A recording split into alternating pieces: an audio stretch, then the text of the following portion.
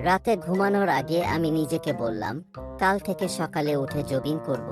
সকালে উঠে নিজেকে বললাম, এটাই তো কাল, আবার ঘুমাও। আমি যে কোনো কঠিন কাজ শুরু করার আগে 5 মিনিট বিশ্রাম নিই। সমস্যা হলো, সেই 5 মিনিটের বিশ্রাম কখনোই শেষ হয় না। একজন আমাকে বলল, তুমি কি সিরিয়াস?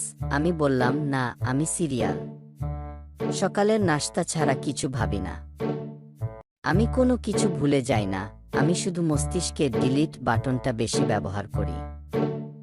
আমি সব সময় দেরিতে আসি, কিন্তু আমি মনে করি সঠিক সময়ে আসাটা সাধারণের কাজ, বিশেষ মানুষের কাজ হল দেরিতে আসা। আমি নিজেকে কখনোই এক্সপার্ট ভাবি না, আমি শুধু প্র্যাকটিস করি যতটা সম্ভব ভুল করার জন্য। আমি দেরি করে সবকিছু করতে পছন্দ করি, কারণ আমি জানি শেষ মুহূর্তের চাপেই আসল মজা। একজন আমাকে বলল, তুমি কিভাবে এত আলসেমি করো? আমি বললাম, এটা কোনো সাধারণ আলসেমি নয়, এটা একটি বিশেষ দক্ষতা, অলস থাকার জন্য নিরন্তর চেষ্টা করা।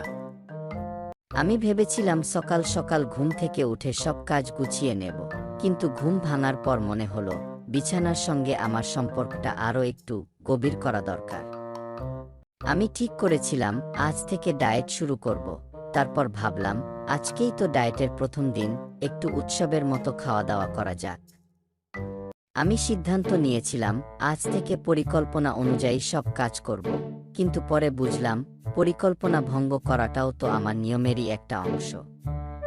আমি ভাবলাম সময়মতো ঘুমাতে যাব, কিন্তু ঘুমানোর সময় মনে হলো রাতে দেরি করে জেগে থাকার মজাই তো আলাদা, সেই মজাটা কেন মিস করব।